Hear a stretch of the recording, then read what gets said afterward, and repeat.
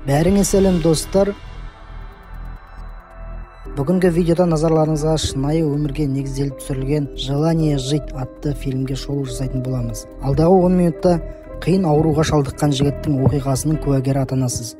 Докторлық комиссия бір бөлмеге жиылған. Қаз-қатар тізіле отыра кеткендердің алдына Матеуш атты басты кейіпкер жігітті алып келеді. Арбаға танылған жігіт бала күннен бері осы ауруға шалдыққан еді. Кеселдің салдарынан жігіт тіпті сөйлеуден де қалған еді. Уақыт 1986 жылға ауысты. Бала Матеуш доктордың қабылдауында. Доктор балақайға фигураларды ұсынып, оның ақыл ойын тексеру үстінде. Оның фигураларды ажыратып жіктеуінен соң доктор баланың анасымен сөйлесіп, Матеуштың ақыл есі дамымай қалған деген пікті. Ана жүрек баласын мұндайға қисын ба? Бала мұндай емес, кейде менің айтқандарымды түсініп қарайды деп ойын теріске шығара бастады. Бірақ доктор айтқан пікірінде қалып, итті де шақырсаң да жаныңа келеді ғой деп сөзін түйіндейді. Дәрігерлер Матеушты арнайы мамандар қарау керек деп айтса да, анасы баламды өз үйімде емдеймін деп өз жанында алып қалады. Үй ішінде Матеушты өздігінен жүруге үйрете бастады. Анасының бұл талпынысын бауырлары еш пайдасыз деп санады. Кей уақыттарда Матеуш жүрудің орнына арқамен жорғалай қозғалатын. Үйге жұмыстан әкесі келгенде ұлын көріп оны ойната бастады. Келесі күндері үйге массаж маманы келді. Ол Матеушке 1-2 күн ем-домын жүргізіп көрді. Алайда өзінің массажынан еш пайда болмайтындығын жеткізіп, ақша бермесеңдер болады деп кете барды.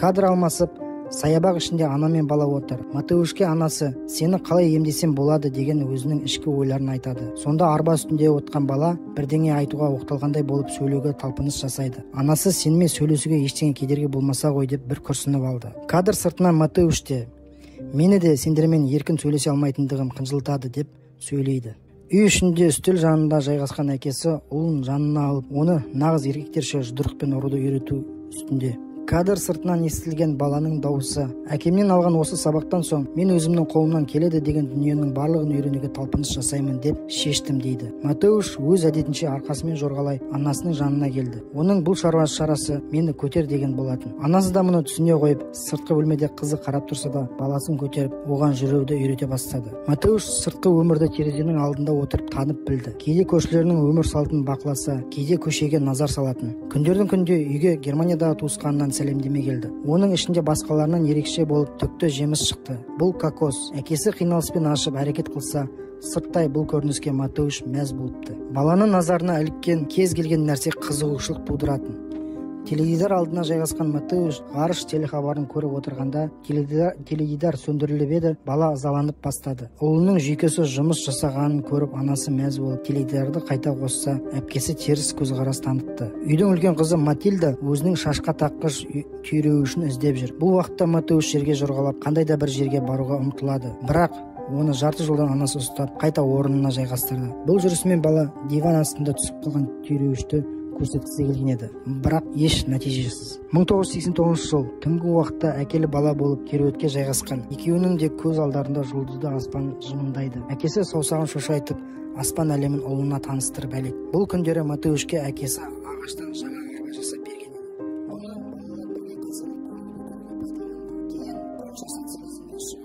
Мемлекет жаңа қадамдар жасай бастады. Осы күндері ел ішінде үлкен той басталған еді. Әкесі де бұдан құр қалмайын дегендей қала көшелеріне қарай кетті. Бірақ кеш оралды. Араққа сылқия тойған ол түнгі уақытта Матеуштың бөлмесіне көтерілді. Сол уақытта аспаннан мерекелік от шашулар атыла бастады. Еденге түскен бала жұлдыздар атылды деп ойлап таң қалған еді. Арақ ішкеннің артқы жақсылыққа апармай, әкесі жерге құлап өмірімен қош айтысты. Уақыт 1998 жылға таяды. Ересек жігітке айналған Матеуш жорғалап бөлме терезесінің алдына шықты. Біресе жұлдызды аспанға көз тастап, кейде көрші қыз Анкаға қарап қояды. Матеуштың білуі бойынша бұл үйге күнде неше түрлі қонақтар келетін. Ол қонақтардың барлығы Анкамен құдаласу мақсатында еді. Бірақ байқауымызша бұл Анка әзір ешкімге келісім бермеген секілді. Тура Анканың жағдайы осы үйде де қайталанды. Матильда үйге өзінің жігіттерін қонақ етіп әкелетін. Қынжылтатыны сол, өзінің туған бауырынан ұялып, арғы бөлмеге жасыратын. Жаздың шырайлы күндерінде үлкен ағасы Матеушты аулаға шығарды. Арбаны әкеліп кітапқа көз тастап отырған Анканың жанына қойды. Мұндай сәттілік күнде болсын ба? Жігіт әртүрлі қимылмен Анканың назарын өзіне аударма. Қызы ашық жарқын екен. Жігітті сыртқа теппей, оған әкесі қалай қамқорлық жасады, мейірім төксе, өзі де солай жасады. Келесі күні терезеден Анкаға кезекті құда түсіп келген жігітпен арада жанжал туғаны көрінді. Мұны Матеуш байқап, амалсыз қалғанына қынжылды. Кейін төменге кетіп бара жатқан сол жігітті көріп, гүл құмырасын әдейі құлатты. Екеуінің келесі кездесуі аулада орын алды.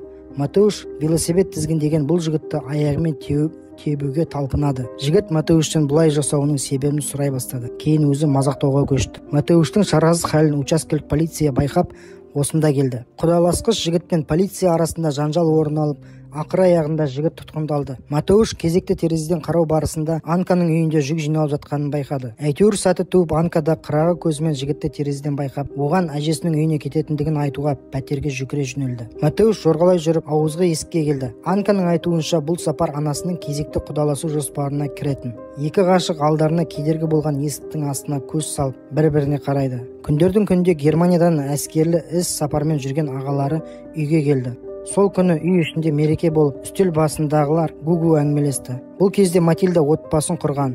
Үстел басындағылар Матеуш жайлы сөз сөйлегенде Матильда өзінің оған қамқор болуға еш құштарлығы жоқтығын айтты. Күн артынан күн өтіп, қыс мезгілі келді. Матеуш сол баяғы қалпында терезеге үңіледі. Анасы келіп, оны жылжытуға тырысып жатқанда, аңдаусызда артқа құлап, шыршаға соқтықсады.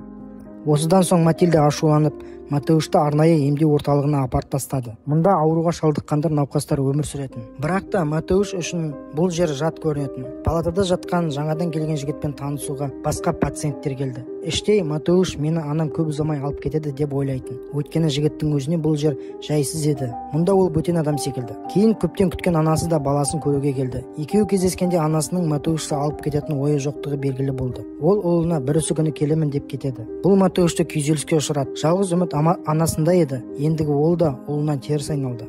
Жігіттің көңілін көтеретін тек жас дәрігер қыз еді. Анасы ұлын көруге келуді жиілетті. Әр кездескенде отбасында орын алған қызықтарды әңгіме ететін. Дегенмен біздің кейіпкер үшін ол тастап кеткен ана кейпінде. Сондықтан оны ұнатпайды. Осыдан соң жігіт арбадан құлады. Дәрігерлер оқиғаны ескере отырып, жігітті төрт қабырғасы жұмсақ материалмен қапталған бөлмеге орналастырды. Бұл жерден біраз уақыттан кейін қайта қарапайым палатаға ауыстырылған соң, Матеуштың жүйкесі қайта тоза бастады. Тісімен үстіңгі ерін қан шыққанша қажап тастайтынды шығарып алды. Дәрігерлер мұны дұрыстау үшін Матеуштың стоматология бөліміне апарып, оның тісін ретке келтіреді. Матеуш ауруханада жүріп, арбамен қозғалатын болды. Әрлі-бері жүріп, бір күндері баспалдақтан құлап түсті. Уақыт 2005 жылды көрсетеді. Ауруханаға жас мамандар келді. Магда атты қыз практика жүзінде Матеуш және басқа да пациенттерге қарайтын болады. Қызға қарап, жігіт қызыға бастады. Оның ойына жаңа ақпараттар енді. Магданың да назарынан Матеуш тысқары қалмады. Қыздың қимыл іс-әрекеттеріне жігіт жауап қайтаратындығы ол түсінетін. Кей кездері ол палатада музыка қосып, билеп өнер көрсететін. Арбада отырған Матеуш болса, ернін жымитып, көңілін көтеретін. Магда бұл ісімен пациенттердің көңілін көтеріп, ара қатынасты жақсартатынын санитар жігітке айтты. Бірақ жігіт үшін мұның еш мәні жоқ. Матеуштың туған күні келіп жетті. Оның 25 жасын тойлауға анасы тортын алып осында келді. Анасымен жолыққан Магда ұлыңызды ауруханадан тысқары жерде серуендетсем бола ма деп сұрайды. Жауап ретінде анасының рұқсатын алады. Түнгі уақыт болғанда палатаға Магда келіп, Матеушты өзімен бірге алды. Екеуі көлікке жайғасқан. Магда жігітпен бірге жаңа жылдық кешке бармақ. Мұндағы мейрамханада оның әкесі мен шенді шекпенді кісілер жиналған. Арбаға таңылған жігітпен келген Магда Матеушты өзімен күйеуі таныстырады. Басқа қонақтар қызға және жігітке ала көздермен қарай бастады. Әкесі де қызына түсінбеген түрмен қарады. Магда мұны әдейі жасаған болатын. Магданың анасы қайтыс болған соң әкесі қайта үйленген еді. Міне Магда да солай әкесінен кек алмақ. Мысалы, өткен жылы осындай отырыста бомжда әкелген еді. Дастархан басында отырып, Магданың өзін пайдалану үшін осында әкелгенін ұққан Матеуш арбадан құлап, бокалды құлатады. Келесі күні ауруханада отырған Матеушке санитар жігіт келіп, Магданың жұмыстан шығып кеткендігін айтады. Расында келгенде, қыздың осында келуіндегі түпкі мақсаты бір ауруды пайдаланып, әкесін масқара ету еді. Мұны естіп, Матеуш жыламауға тырысады. Көңілін көтеру үшін музыканы да қостырды. Анасы ұлымен кездескенде әдеттегідей үй ішінде орын алған жаңалықтарды айта бастайды. Әпкесін екі баласымен күйеуі тастап кеткен екен. Сол сәттерде Матеуш өзін ұстай алмай көзінен жасын ағызды. Анасы уайымға батып, неге жылайсың деп ұлының көзін сүрте бастады. Аурухана пациенттеріне арнап театр қойылмақ. Ал массаж ем-домында жатқан Матеуш бас жағында қағаз ақтарып отырған Еллоу ханымды байқайды. Бұл кісі Матеуш секілді пациенттермен дене қимылы арқылы сөйлесе алатын. Соны білген жігіт қозғалақтап Йеллоудың назарын өзіне аударады. Йеллоу ханым қолына ұстаған қағаздан қозғалыс белгілерін көрсетіп, жігітпен сөйлесе бастады. Бұл шынымен де керемет нәтиже болды. Басқа да докторлар бұл жаңалықты естіп, өз көздерімен таң қалды. Кезінде медицинаның өзі жігітті ақыл-есі кем деп таныса да, бүгін ол сөйлесу арқылы өзінің ақыл-ой тұрғысынан сау екенін дәлелдеді. Йеллоу ханым жігіттің анасын шақырып, жаңалықпен бөлісті. Матеуштың айтқан бірінші сөзі: "Мен керексіз зат емеспін". Осыдан соң кейіпкердің өмірі өзгерді.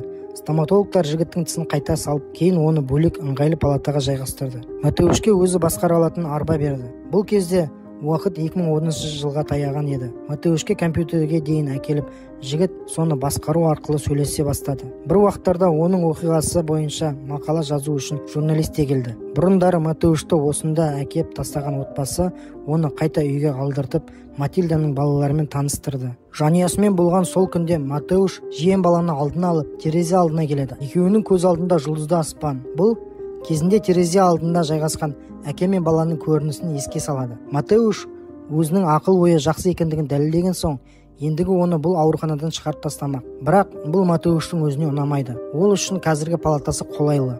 Кадр фильм басындағы кабинетке әкелінген Матеушке ауысады. Йеллоу ханым Матеушпен әдеттегідей сөйлескісі келеді.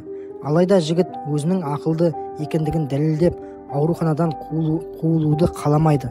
Сондықтан ешқандай мардымды қимыл жасамай, өзін ақылсыз етіп көрсетеді. Осылай өзінің палатасына қайта оралған Матеуш өзінің қалған өмірін сонда өткізді.